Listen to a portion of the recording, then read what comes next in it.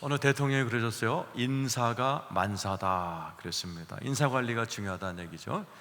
기업체에 들어가면 인사관리를 하죠. 채용하고 훈련하고 배치합니다. 교회도 마찬가지죠. 성도들이 오면은 등록받고 또 양육하고 배치하고, 그리고 등록 성도가 마지막 호흡을 닿으면 장례를 잘 치워드리고 천국으로 이렇게 보내드리는 인사관리를 합니다. 하나님도 인사관리 하십니다. 자, 시편 75장 7절입니다. 시작. 오직 재판장이신 하나님이 이를 낮추시고 저를 높이시느니라. 하나님도 이 사람은 낮추고 이 사람은 높이고 이렇게 인사관리를 다 사랑하시지만은 또 하나님은 공의의 하나님이세요. 하나님 어떤 사람은 낮추시고 어떤 사람은 높이십니다. 이 땅에서도 그렇고 천국도 마찬가지죠. 우리 말세가 오고 마지막 때가 오면 하나님이 어떤 사람은 저 낮추고 낮춰서 지옥으로 배치해 버리시고, 어떤 사람은 천국으로 배치하시되, 어떤 사람은 별의 영광, 어떤 사람은 달의 영광, 어떤 사람은 태양 같은 영광의 자리로 이렇게 배치를 하시는, 인사관리를 하시는 하나님으로 성경이 기록되고 있습니다. 그래서 오늘 하나님께서는 두 공무원 이야기를 하시면서 한 사람을 낮추고 한 사람을 높이시면서 그 기준이 뭔지, 그래서 우리로 하여금 하나님이 높이시는 그런 삶을 살아라, 이 땅에서도 저 하늘나라 가서도. 그래서 오늘 말씀이 되게 중요한 겁니다. 오늘 말씀을 잘 배우셔서 여러분도 또 여러분의 자손들도 하나님이 높이시고 높이시고 저 천국에서도 높이시는 복된 성도들이 다 되시기를 축원합니다. 먼저 한 사람을 낮추시면서 왜 낮추시는지를 설명하십니다. 자, 15절이죠. 읽겠습니다. 시작. 주 만군의 여호와께서 이르시되 너는 가서 그 국고를 맡고 왕국 맡은 자 셈나를 보고 이르기를. 히스기야 왕 때였습니다. 오늘 두 사람이 나온 첫 번째 사람은 셈나예요. 그 사람은 그 이사야서에 보면은 3인방이 있었어요. 우리나라처럼 영의정, 좌의정, 우의정 세 사람이 있었는데 그 중에 최고 왕 다음인 사람이 셈나입니다. 두 부서를 맡았어요. 국고를 맡고, 그러니까 재무부 장관 역할을 했고, 두 번째 왕국 맡은 자예요. 모든 국무회를 주장하는 국무총리 역할을 했던 막강한 사람이 오늘 나옵니다. 근데 이 사람을 하나님 확 낮춰버리시는 이야기가 나오죠. 그 이유가 나옵니다. 16절에 자, 읽어 시작. 네가 여기와 무슨 관계가 있느냐? 여기에 누가 있기에 여기서 너를 위하여 묘시를 팠느냐? 높은 곳에 자기를 위하여 묘시를 팠고 반석에 자기를 위하여 처소를 쪼아내었다. 이 셈나라는 이 고위 공무원이 전쟁 때, 그래서 당연히 백성을 돌봐야 될 이 고위 공직자가 백성은 안 돌보고 자기 무덤을 갖다가 꾸미기 시작합니다. 하나님도 여기에 두 단어를 세 번씩 강조해요. 거기 보면은 네가 여기와 무슨 관계? 제일 좋은 명당 자리에다가 이렇게 묘시를 꾸미는 거예요. 우리나라도 옛날에 그 사극을 보면은 가문의 영광이 꼭 무덤의 크기와 똑같았잖아요.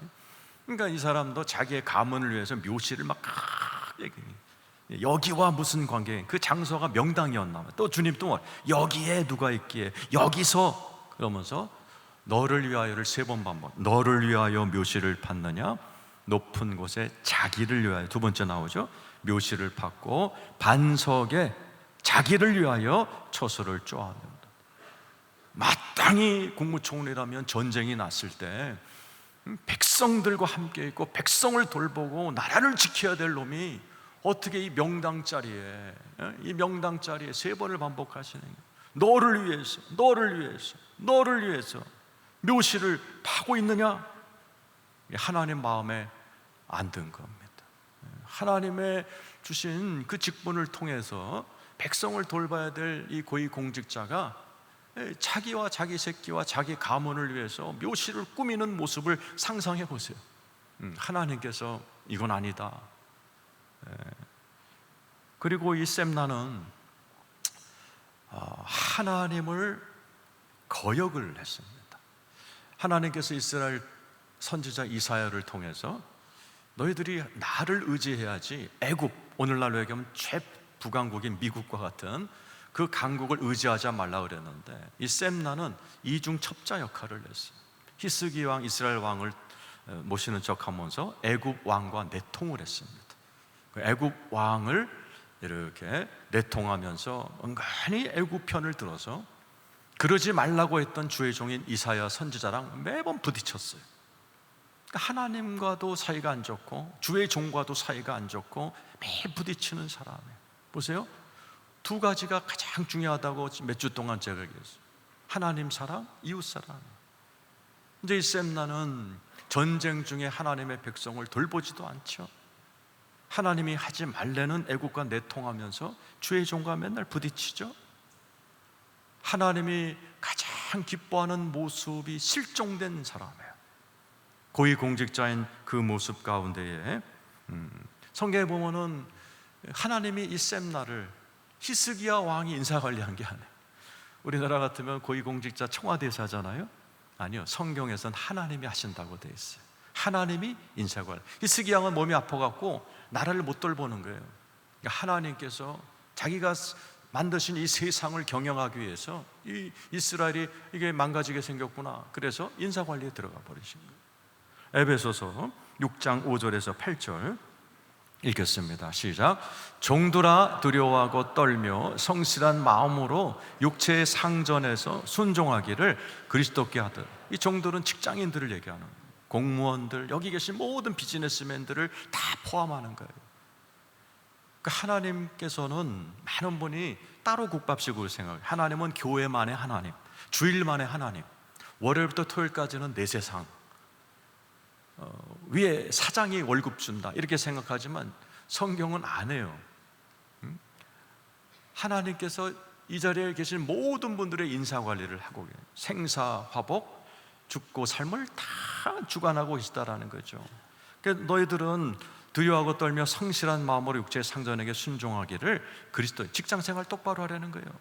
네 위에 있는 상전에게 죽게 하듯 하라는 거예요. 그 다음 절 시작. 눈가림만 하여 사람을 기쁘게 하는 자처럼 하지 말고 그리스도의 종들처럼 마음으로 하나님의 뜻을 행하라. 눈가림하지 말래.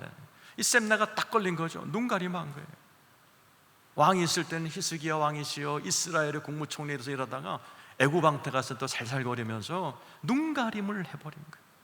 전쟁이 났는데도 백성은 안 돌보고 제일 좋은 명당 자리에다가 자기 묘실을 갖다, 자기 가문의 묘실을 막 꾸미는 이런 눈가림을 하는 것을 하나님이 딱 보신 겁니다.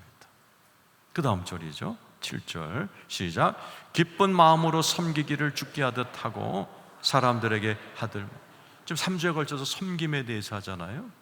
그래서 우리가 하나님을 섬기고 이웃 섬길 때 물질의 축복을 받는다. 2주 전에 설교였고, 지난주는 크고자 하면 섬겨라, 섬기면 커진다라는 말씀을 전했고, 우리 주님도 섬겨라, 너희 직업을 통해서 사람을 섬기고 하나님 섬겨라는 거죠. 8절 시작. 이는 각 사람이 무슨 선을 행하든지 종이나 자유인이나 주께로부터 그대로 받을 줄을 아는. 많은 분들이 월급이나 이런 보상을 사장이 주는 줄 알아요. 아니라는 거예요. 주께로부터 그대로 받을 줄을 알미라. 사장 위에 하나님이 주장하신다는 얘기예요. 어느 우주 만물의 주인이신 하나님. 전 세계 돈이 54조 달러입니다. 이 54조 달러란 돈이 돌고 도는 거예요. 아담 스미스가 쓴 보이지 않는 손처럼 하나님의 손이 이쪽 지갑에서 꺼내서 이번에 이쪽 나라를 부강하게 하시고, 이쪽 기업에서 끄집어내줘서 이쪽에다, 이번에는 IT업이었는데 이제 세대가 바뀌어서 AI로 옮기시고, 하나님께서 모든 것을 주님이 주장하신다는 얘기예요. 그러므로 눈가림하지 말고 너희들 일을 똑바로 성실히 해라. 근데 셈나는 거기에 딱 걸려버린 거죠. 눈가림하고 이중 첩자 역할하고 하나님의 종과 부딪히면서 전쟁 중에 하나님의 백성은 쳐다도 안 보고 제일 좋은 명당에다가 제일 좋은 묘실 꾸미는 거에만 올인해버린 거죠. 그 모습을 하나님이 기뻐하지 않으셨어요. 그래서 어떻게 해요? 낮추는 정도가 아니라 버려버리십니다. 17절에서 19절이죠. 읽어보자. 시작. 나 여호와가 너를 단단히 결박하고 장사같이 세게 던져. 하나님이 성경에서 사람을 다루실 때 사랑으로 하시거든요. 근데 셈나는 모질게 대하십니다. 그 다음 절이죠. 시작. 반드시 너를 모질게 감싸서 공같이 광막한 곳에 던질 것이라. 주인의 집에 수치를 끼치는 너여, 네가 그곳에서 죽겠고 내 영광의 수레도 거기에서. 제일 좋은 명당에다가 제일 좋은 묘지를 만들었거든요. 근데 주님이 뭐라고 하세요? 너 거기에 묻히지 못하고 광막한 곳에 던질 것이다. 광막이란 말이 사막이에요. 사막에 내가 널 던져버릴 것이다. 지금도요, 셈나의 무덤을 못 찾아요. 그냥 저기 모질게 감싸서, 아마 두루마기에 그냥 대충 싸서 사막에다 버렸던 것 같아요. 제2인자였던 그 영광의 그가 타고 다니던 차와 함께 버림을 받죠. 영광의 수레도 그 사막 가운데 나뒹굴 것이다, 이렇게 이야기하시는 거예요. 19절 읽어보죠. 시작. 내가 너를 네 관직에서 쫓아내며 내 지위에서 낮출 것이다. 하나님께서 오늘 셈나를 통해서 우리에게 경고하시는 거예요. 막 살지 말라는 거죠. 네가 가지고 있는 이 인생 마지막 호흡을 당할 때까지 그 시간을 하나님을 잘 섬기고 이웃을 잘 섬기면서 살아. 만약 그렇지 않을 때에는 내가 인사조치한다 라는 것을 성경은 얘기하고 있어요. 잠언 18장 12절이죠. 읽어보죠. 시작. 사람의 마음의 교만은 멸망의 선봉이요 겸손은 존귀의 길잡이니. 믿지 않는 사람들도 얘기 많이 하잖아요, 그죠? 교만은 멸망의 선봉이다. 얼마나 경고가 되는 말이에요. 교만이 나쁜 거죠. 이 교만이란 단어가 막 셈나를 한 단어로 표현하면 교만한 거예요. 하나님이 하지 말라는 애굽과 내통하고 주의 종과 자꾸 부딪히고, 또 하나님이 좋은 직장을 주셨는데 그걸로 사회에 공헌하지 않고 자기 묘실이나 파고 앉아있는, 그걸 교만이라고 그러죠. 이 교만이란 단어가 히브리라면 가바란 히브리 말인데 메뚜기란 뜻입니다. 메뚜기랑 교만이랑 뭔 상관이에요? 저 어렸을 때 이제 학교 끝나면 산에서 줄로, 저희 집이 산동네였기 때문에 가방 틱 좀 앞산으로 뛰어 들어가요. 내 친구랑 또 막 산에서 놀 때, 여름이면 이제 메뚜기를 많이 잡죠. 메뚜기란 놈이 신기하잖아요. 풀 색깔이랑 똑같기 때문에 어디 있는지 안 보이는데 팍 뛸 때가 있어요. 그러면 저기 있냐고 탁 잡아먹습니다. 그 메뚜기가 탁 뛰는 모습을 교만이라고 그럽니다. 겸손하게 자기 자리에서 하나님 사랑하고 이웃 사랑하면서 겸손히 살아가야 될 인간이 메뚜기처럼 팍 목소리를 높이고 자기의 분수를 넘어가는 일을 하고 말을 하고, 이런 걸 교만이라고 그러는 거죠. 그들은 반드시 패망한다라고 성경은 얘기해요. 겸손은 존귀의 앞잡이다.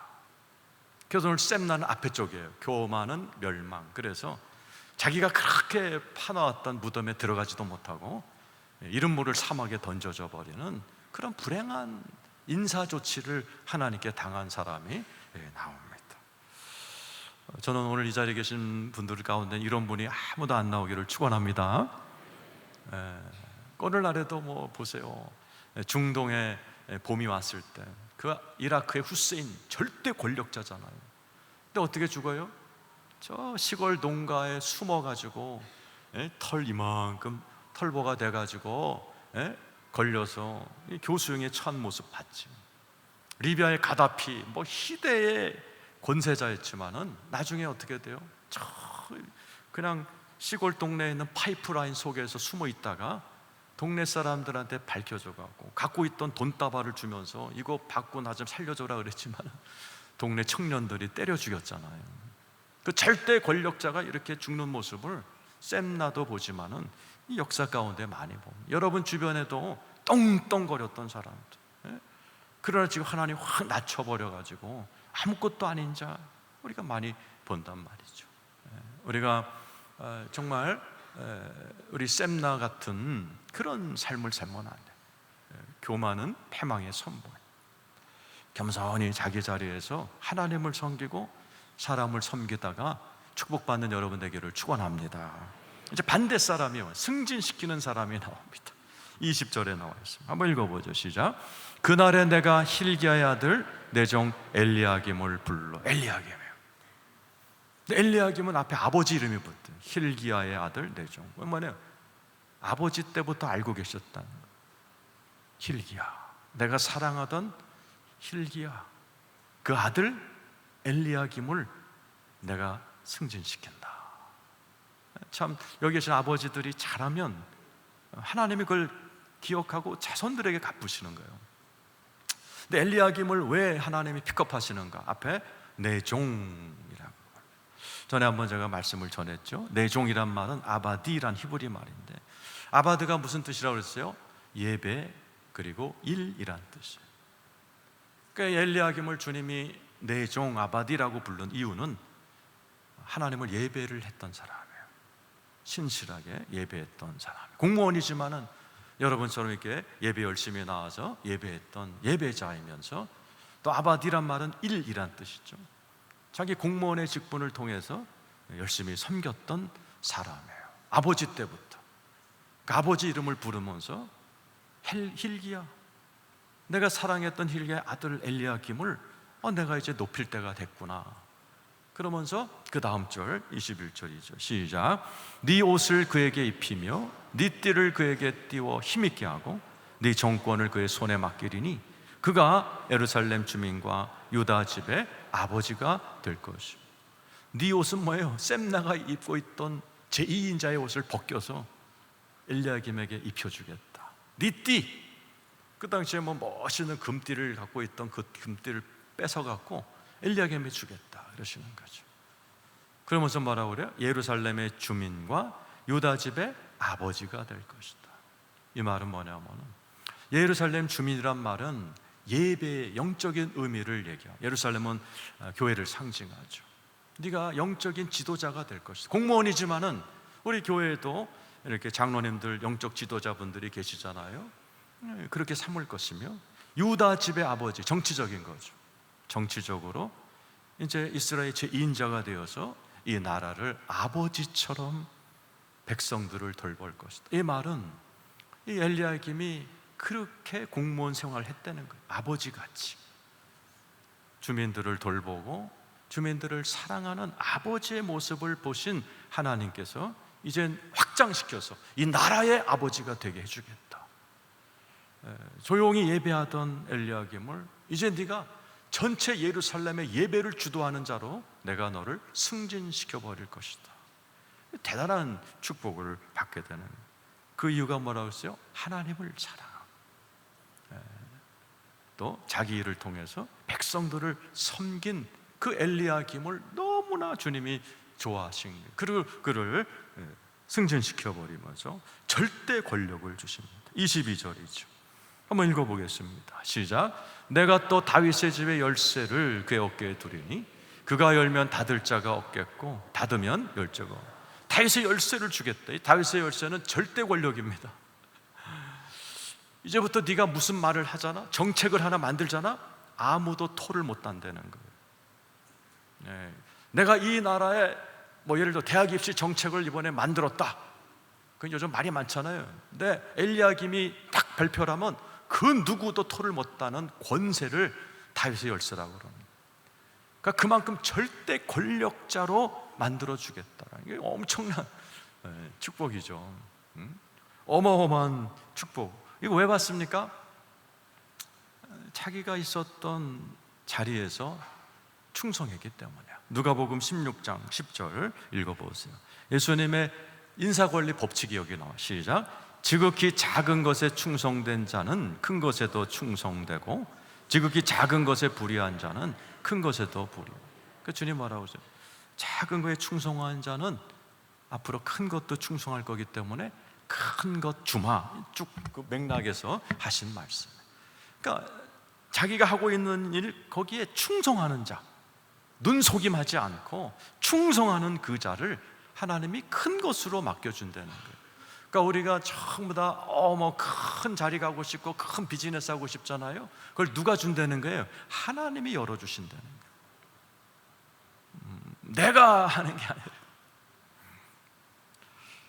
우리나라 피자 회사가 여러 회사가 있습니다. 아주 큰 피자 회사들이 몇 개가 있는데 그 회장님이 인터뷰하는 걸 신문에서 봤어요. 자기가 이제 이 업종에 20, 30년 있다 보니까는 수많은 알바생이 자기를 거쳐갔다는, 그 젊은 애들, 20대 아이들이 와서 뭐 햄버거 굽고 피자 굽고 청소하는 애들을 딱 보면 저 아이가 앞으로 20, 30년 후에 크게 될아이인지 아니 될지 금방 안 되는 거예요. 똑같은 아이들이 20대 초반의 아이들이 와서 알바를 하지만 어떤 애들은 정말 열심히 한다는 거예요. 눈속임하지 않고 정직하고 깨끗하게 시간 지키고 예의 바르게 하는 애들이 있다는 거예요. 그럼 자기 머릿속에 얘는 분명히 크게 된다, 20, 30년이 지났으니 진짜 다 중견인이 되고 큰 자들이 돼 있더라는 거예요. 근데 그 와중에는 맨날 이게 눈가림하고 사장이 있을 땐 일하는 척하다 안 하면 땡땡이 치고 맨날 늦고 불평불만한 애들은 그 애들 보면서 쟤는 뭘 해도 안 될 텐데, 그럼 20, 30년이 지났는데도 뭘 해도 안 된다는 거예요. 태도의 문제입니다. 우리 하나님도 지금 우리에게 인사관리 규정을 가르쳐 주십니다. 너무 쉬운 거예요. 태도예요. 하나님에 대한 태도, 교회에 대한 태도, 사람에 대한 태도예요.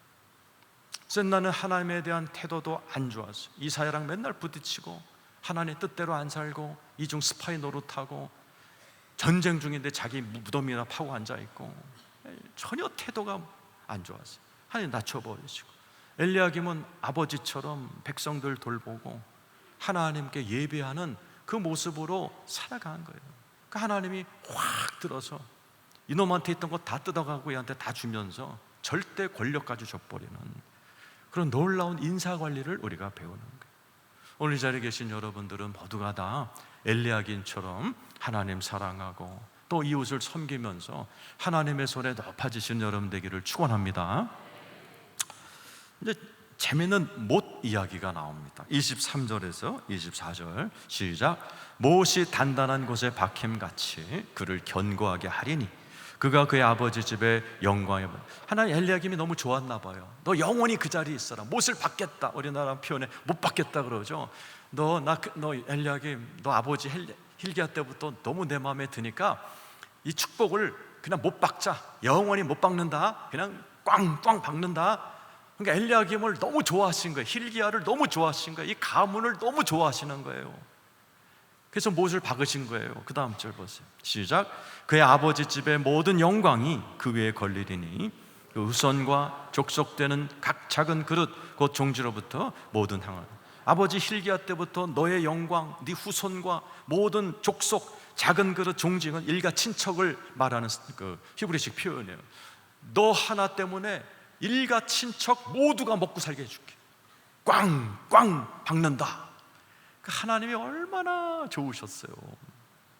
얼마나 이 hil기야와 그 아들 엘리야김을 좋아하셨는지 그냥 못 받고 싶으신 거야. 그래서 너네들 영원히 잘 됐으면 좋겠다. 하나님이 이렇게 그러셨거든요. 성경에 몇 사람이 나오죠? 다윗에게도 똑같은 네 후손들은 다 왕이 될 거야. 그렇게 하셨어요. 하나님이 성경에 보면 되게 감정파십니다. 오늘 업되신 거예요. 그래갖고 와, 못 박자 막.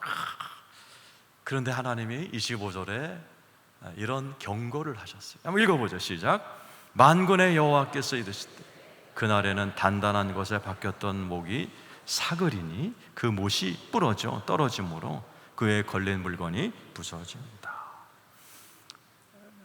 하나님은 앞을 내다보시죠. 내가 너를 너무 사랑해서 영원히 이런 축복 가운데 너와 네 후손이 살기 원하는데 25절에 보면 그날에 단단한 것에 박혔던 못이 사가지고 그 못이 부러져서 그 위에 걸린 물건들이 부서지는 날이 와. 이게 뭐예요? 나는 영원한 축복 주고 싶은데 네 후손들이 그렇게 못 살 것이다 라는 거예요. 그러니까 우리나라는 부자가 산데 못 간다, 그죠? 표현과 똑같은 거예요. 진짜 부자만이 아니에요. 이런 영적인 목사, 장로도 3대 가기가 어려워요. 제가 뉴스를 테리를 봤더니 무당이 나왔어요. 그 무당한테 인터뷰를 막 하는데 그 무당한테 제일 어려웠던 게 뭐냐 했더니 아버지한테 허락받는 거였대요. 아버지가 왜 그랬냐 했더니 목사님이셨다는 거예요. 목사 딸이 무당이 된 거예요. 장로 아들이 조직폭력배가 된 것도 봤어요. 하나님은 영원한 축복을 주고 싶으신데 그게 3대가 못 간다는 거죠. 우리 주님이 오늘 그런 경고를 하시는 거예요. 지금부터 잘 들으세요. 지금부터 핵심입니다. 하나님이 오늘 이 이야기를 하신 이유가 있어요. 그것은 뭐냐면은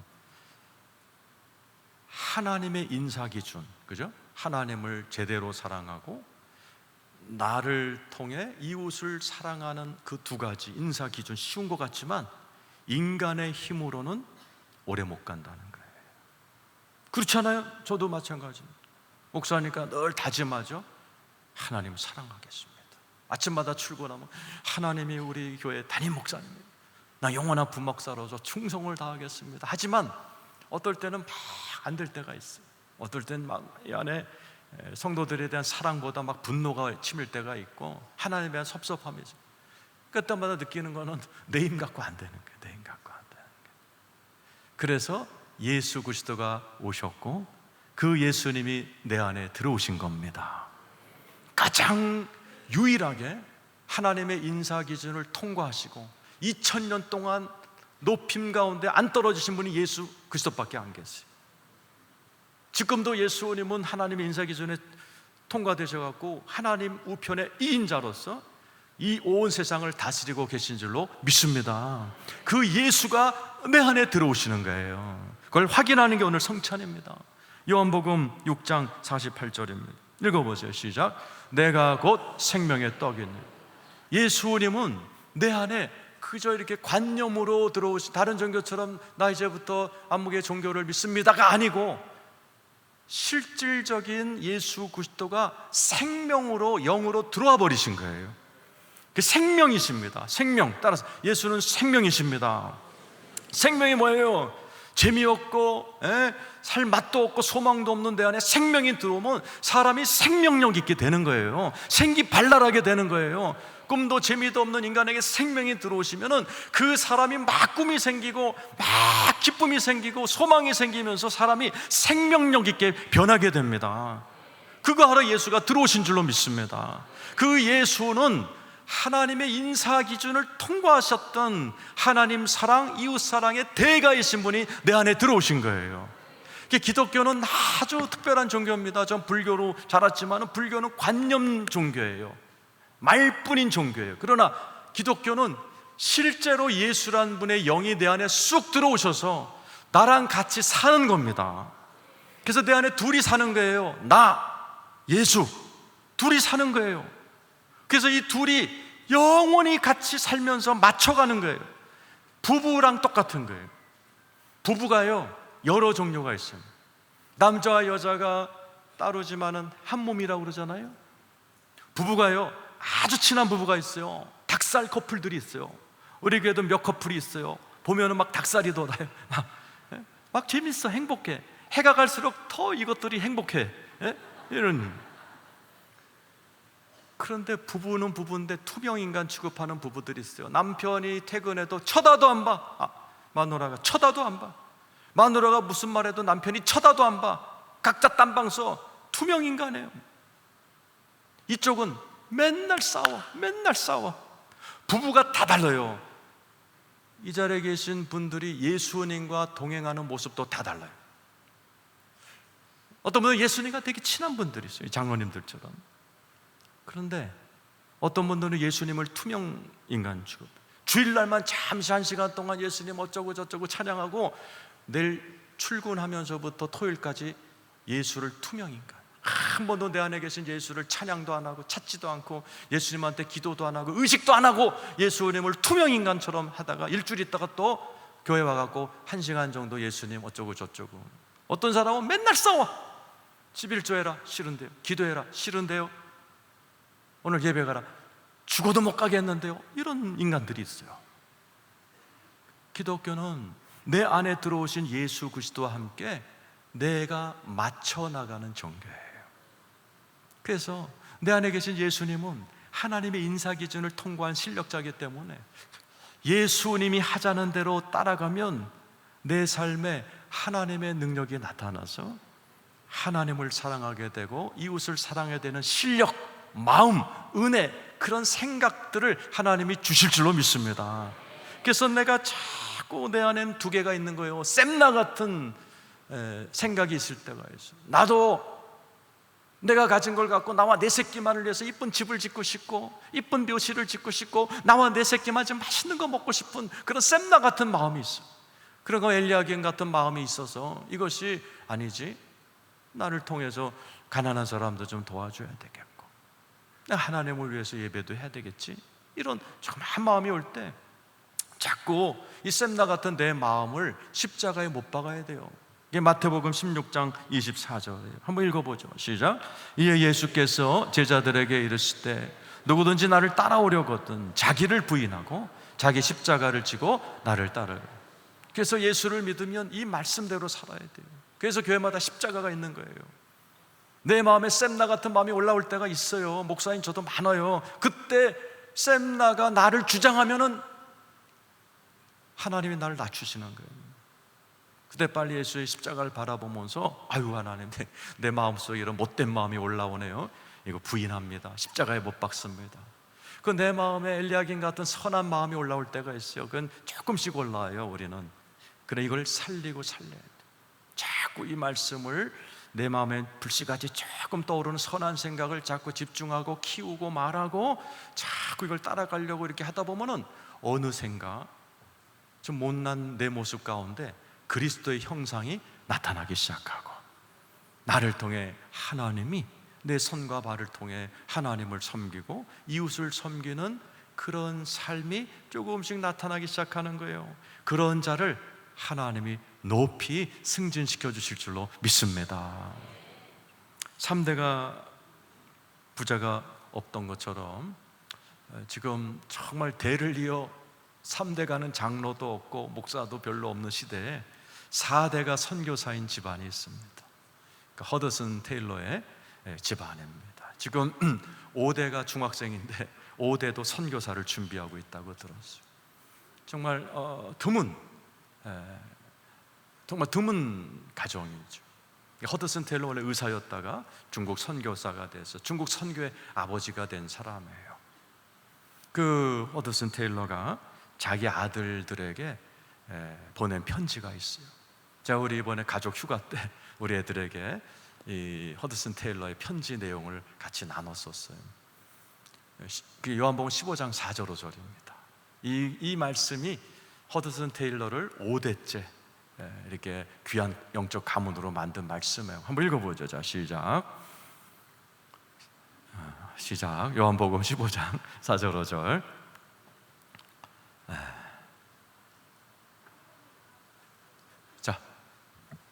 자, 요한복음 15장 4절 5절 시작. 내 안에 거하라 나도 너희 안에 거하리라. 가지가 포도나무에 붙어 있지 아니하면 스스로 열매를 맺을 수 없음 같이 너희도 내 안에 있지 아니하면 내 안에 거하라 라는 거예요. 내 안에 거하라. 이 허드슨 테일러가 아들들에게 그렇게 표현해요. 너희들이 잘 아는 이 말씀을 나도 수없이 설교했지만 이 말씀의 진짜 뜻을 내가 경험한 지는 얼마 안 된다. 나는 여태까지 열심히 예수를 위해 일하며 살아왔어. 근데 그게 기독교가 아니라는 걸 깨달았고 예수 안에 거하는 것이 기독교라는 것을 깨달았던 거예요. 그래서 예수 안에 거한다는 것을 아들들에게 설명해 줍니다. 그리고 5절 읽어보세요. 시작. 나는 포도나무요 너희는 가지라. 그가 내 안에 내가 그 안에 거하면 사람이 열매를 많이 맺나니 나를 떠나서는 너희가 우리 중국 선교에 큰 열매를 맺어서 중국 정부로부터 중국의 은인이라는 호칭을 받을 정도로 대성공을 거둡니다. 아들들에게 그 비결을 얘기해 주는 거예요. 예수 그리스도가 내 안에 내가 그 안에 있다는 사실을 인식하고 네가 하지 말고 네 안에 계신 예수가 하게 하라는 거예요. 근데 그 말을 덧붙여 내가 아무리 설명해도 너희들이 무슨 말인지 못 알아들을 텐데 아빠가 죽더라도 아무개 선교사 이름을 대요. 이 선교사님이 젊지만 이 말씀을 잘 터득하고 있으니 이 말씀대로 사는 게 잘 안 되거들랑 이 선교사님에 가서 배워라. 그럼 잘 가르쳐 줄 것이다. 그래서 이 말씀이 가문의 좌우명이 되는 거죠.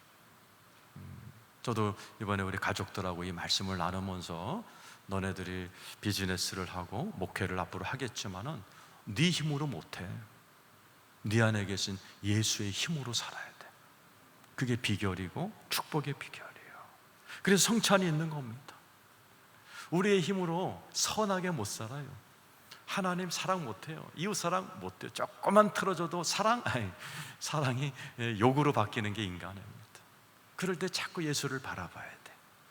예수님을 의지해야 돼. 예수님께 기도해야 돼요. 그럴 때 내 안에 계신 예수가 나를 대신해서 하나님을 사랑하고 이웃을 사랑할 수 있도록 내 생각과 손과 발과 내 얼굴 표정까지 주장하시면서 하나님의 인사 기준에 맞는 그런 삶을 살게 하실 줄로 믿습니다. 오늘 말씀을 정리합니다. 하나님의 인사관리 기준이 뭐라고요? 하나님 사랑, 이웃 사랑.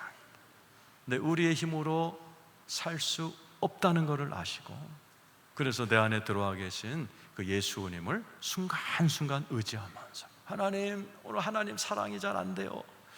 예배가 잘하는 은혜가 없어요. 막 예수님께 기도하셔야 돼요. 하나님, 내가 택한 내 아내와 내 남편이지만 사랑이 안 돼요. 도와주세요. 자꾸 내 안에 계신 예수님을 의지하면서 살아갈 때 예수 그리스도의 생명이 내 삶에 역사하셔서 그런 배우자를 사랑하고 자녀를 사랑하게 되고 성도를 사랑하게 되고 하나님을 사랑하는 그러한 모습으로 우리를 점점 변화시켜 가실 줄로 믿습니다. 그럴 때 우리 모두가 하나님의 인사관리에 합격하셔서 이 땅에서도 하나님의 높임 받으시고 저 천국 갔을 때 높은 영광의 자리에서 우리 다 같이 만나서 하나님께 영광을 나누는 우리 성도들 다 되시기를 축원합니다.